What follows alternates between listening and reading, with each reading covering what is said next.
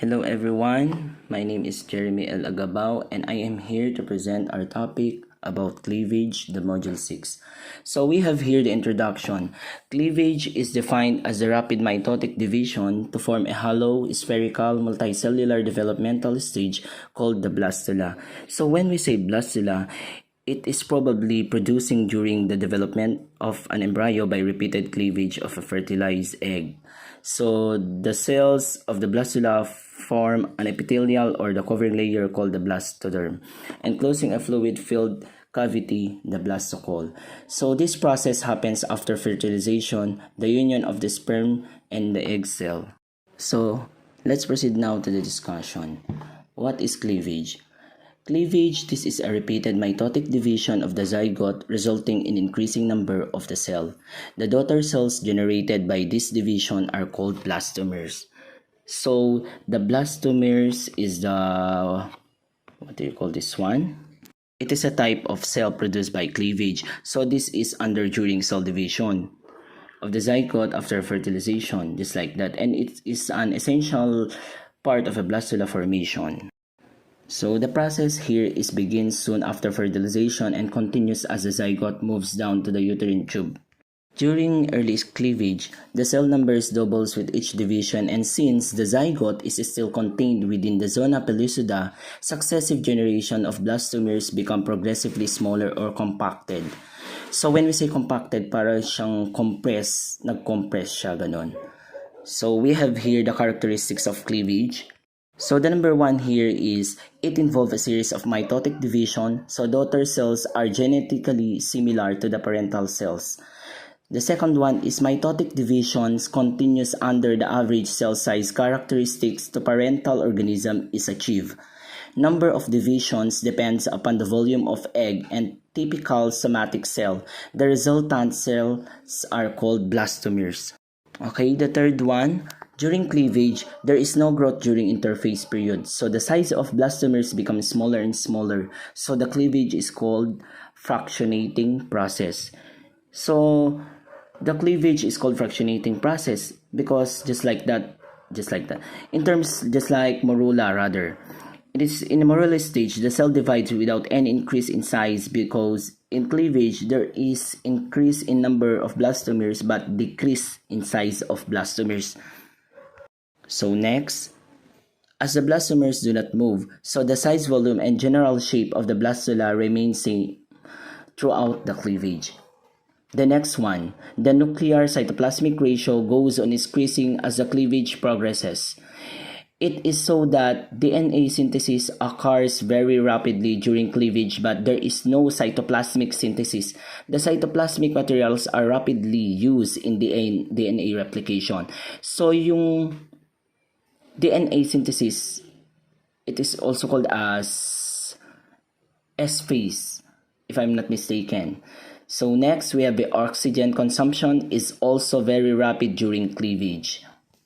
Next, blastomers show synchronous division in early stages, but later, this synchrony is lost. And the last one is the pattern and the speed of cleavage is determined by the cytoplasmic yolk, rather than the nucleus. The yolk tends to suppress the cleavage. So we have here also the subtopics from fertilization to cleavage. So, mitosis promoting factors, or also known as MPF, is the reason behind the transition from fertilization to cleavage. This was first discovered as a major factor responsible for the resumption of mitotic cell divisions in the ovulated frog egg. It plays a role after fertilization, which regulates the biphasic cell cycle of early blastomers. Blastomers generally progress through a cell cycle consisting of two steps. So we have the mitosis and the DNA synthesis.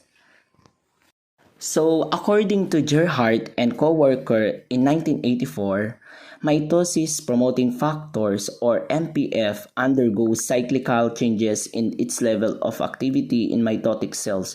The MPF activity of early blastomers is highest during mitosis and undetectable during S phase, or also known as DNA synthesis.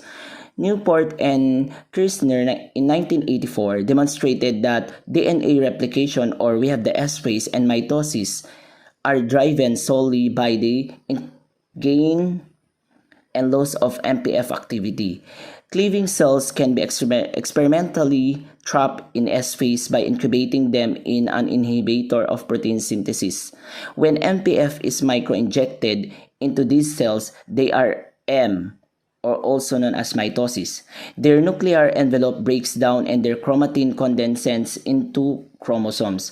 After an R, MPF is degraded and the chromosomes returns to S phase. So, in chromatin condenses, just like for example, during prophase, the complex of DNA and proteins contained in the nucleus, known as chromatin condenses. The chromatin coils and becomes increasingly compact, resulting in the formation of visible chromosomes. So now, chromosomes are made of a single piece of DNA that is highly recognized. So, MPF contains two subunits. The large subunit is called cyclin B. It is in this component that shows a periodic behavior accumulating during S and then being degraded after the cells have reached cyclin B is often encoded by mRNAs stored in the oocyte cytoplasm. And if the translation of this message is specifically inhibited, the cell will not enter mitosis. So the presence of cyclin B depends upon its synthesis and its degradation. So in cyclin B regulates the small subunit of MPF, the cyclin-dependent kinase. This kinase activates mitosis by phosphorylating several target proteins, including histones, the nuclear envelope laminin proteins, and the regulatory subunit of cytoplasmic. So this cyclin-dependent kinase it is very important because it characterized by needing a separate subunit, which is provide the domains essential for enzymatic activity. This cyclin dependent kinase have a play important roles in the control of cell division and modulate the transcription in response to several extra and intracellular cues. So without cyclin, the cyclin-dependent kinase will not function. Its presence also controlled by several proteins that ensure its periodic synthesis and degradation. In most species studies, the regulators of cyclin are stored in the egg cytoplasm. So therefore, the cell cycle is independent of the nuclear genome for numerous cell divisions. These early divisions tend to be rapid and synchronous. However, as the cytoplasmic components are used up, the nucleus begins to synthesize them. The embryo now enters the mid-blastula transition, in which several new phenomena are added to the biphasic cell divisions of the embryo. First, the growth stages or also known we have the G1 and G2 are added to the cell cycle, permitting the cells to grow. Before this time, the egg cytoplasm was being divided into smaller and smaller cells, but the total volume of the organism remained unchanged. Xenopus embryos are those phases to the cell cycle shortly after the 12th cleavage. Drosophila adds gene 2 during cycle 14 and gene 1 during cycle 17. Second, the synchronicity of cell division is lost, as different cells synthesize different regulators of MPF. Third, new mRNAs are transcribed. Many of these messages encode proteins that will become necessary for gastrulation. If transcription is blocked, cell division will occur at normal rates and normal times in many species, but the embryo will not be able to initiate gastrulation. So when we say gastrulation, it is defined as early developmental process in which an embryo transforms from one-dimensional layer of epithelial cells, or we call it blastula, and recognizes into a multi-layered and multi-dimensional structure called the gastrula. So we have here next. Cleavage is actually the result of two coordinated processes. The first of these cyclic processes is the karyokinesis. The mechanical agent of this division is the mitotic spindle with its microtubules composed of tubulin. The second process is cytokinesis, the division of the cell. The mechanical agent of cytokinesis is a contractile ring microfilaments made of actin, or the mitotic spindle and contractile ring are perpendicular to each other, and the spindle is internal to contractile ring. The contractile ring creates a cleavage furrow, which eventually bisects the plane of mitosis, thereby creating two genetically equivalent blastomers. So when we say microtubules, it is the major components of the cytoskeleton, and microtubules, they are found in all eukaryotic cells, and they are involved in mitosis, or cell motility, intracellular transport, and maintenance of cell shape as well. Microtubules also are composed of alpha and beta tubulin subunits assembled into linear protofilaments. Then the cytokinesis there is a physical process of cell division, as always, which divides the cytoplasm of a parental cell into two daughter cells.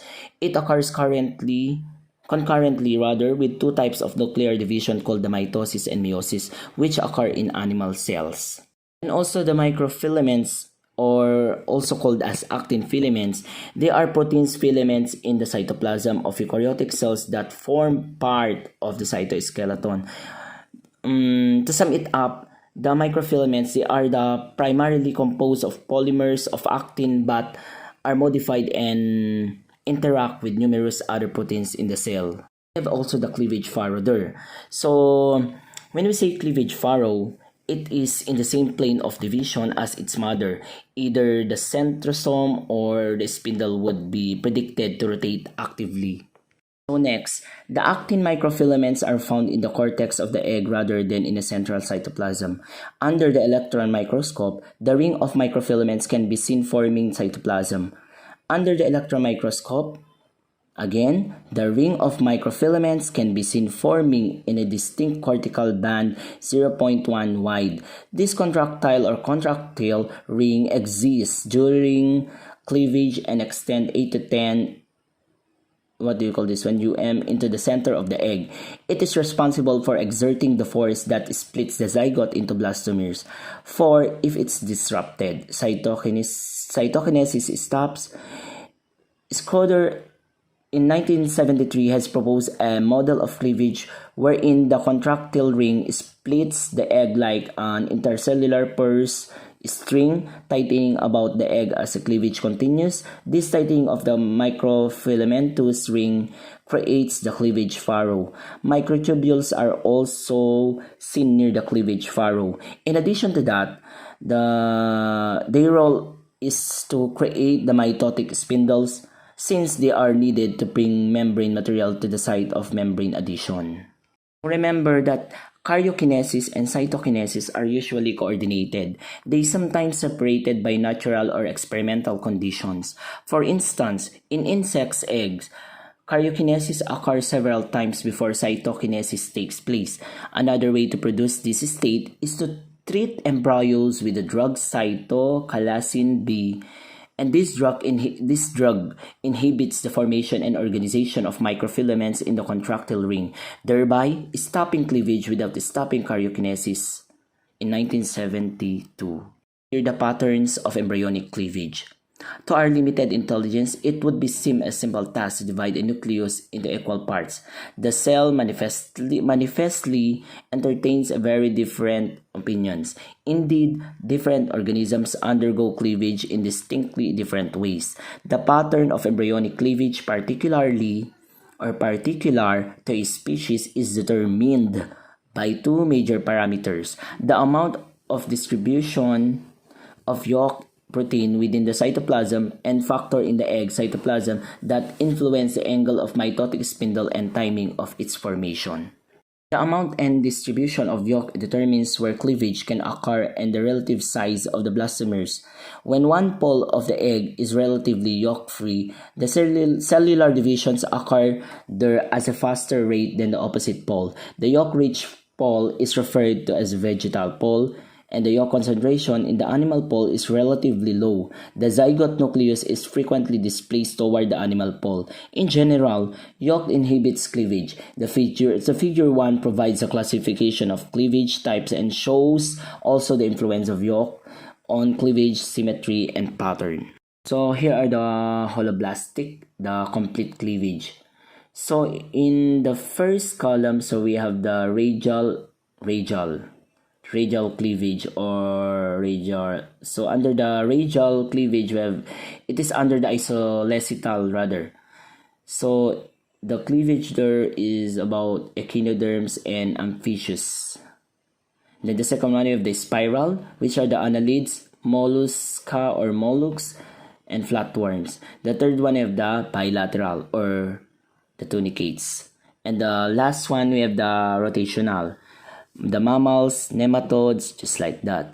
So in letter B, we have the mesolecital, the radial amphibians, the what do you call this one? Oh, just like that. So we have in this next one with the meroblastic, the incomplete cleavage. So when we say holoblastic, it is a complete cleavage, and meroblastic is incomplete cleavage. So under meroblastic, so we have here the bilateral of cephalopod mollusks and discoidal. When we say discoidal, the yung mga fishes, reptiles, birds, just like that. So we have here the last one, the centrolecital. So the yolk is in center of the egg. So we have here the superficial. Most insects are involved here in the centrolecital. So as you can see, there is under the animal pole, there are 3 different process of cleavage or distribution rather, and also the vegetal pole. Just see the figure below. Figure is under the radial holoblastic cleavage. So lastly, pattern of embryonic cleavage is determined both by the position of the mitotic spindles and by the amount and distribution of yolk. Yolk tends to inhibit cleavage. It slows it down or actually prevents complete cleavage. Yolk is an adaptation of those animals that go through more or less of embryogenesis isolated from any food supply. Some animals like sea urchin have relatively little yolk because they rapidly develop into a free-swimming larval form that acquires nutrients from their environment. Other animals such as marsupials are born prematurely but are provided nourishment in a parental pouch. Placental mammals develop a specialized organ through which the embryo is nourished throughout development and so also have a little yolk. So we have the types of egg based on yolk characteristics are described as. So as above mentioned, we have here the isolecital, mesolecital, telolecital, and centrolecital. So under the isolecital, we have the spheres evenly distributed of yolk. So mesolecital, moderate amount of yolk, then telolecital, that is dense, which is concentrated at one end. And lastly, we have the centrolecital, yolk concentrated at the middle of the egg. So many eggs are polarized with yolk-rich pole, termed the vegetal pole, and the yolk-poor pole, termed the animal pole. The zygotic nucleus is generally displaced toward the cleavage holoblastically. The cleavage furrow extends all the way through the egg, while telolecital and centrolecital zygotes undergo meroblastic cleavage, where the cleavage plane extends only to accumulated yolk. In centrolecital eggs, many insects eggs are the cleavage in meroblastic and superficial, while in telolecital eggs, cleavage is discoidal. So as above mentioned, when we say holoblastic, they are characterized by complete cleavage that divide the whole egg into distinct and separate blastomers. Parang kabaliktaran siya ng meroblastic. Because in meroblastic, they are incomplete cleavage, unlike holoblastic. They are characterized by complete cleavage. Then that would be all. Thank you. Thanks for listening. Have a good day and God bless.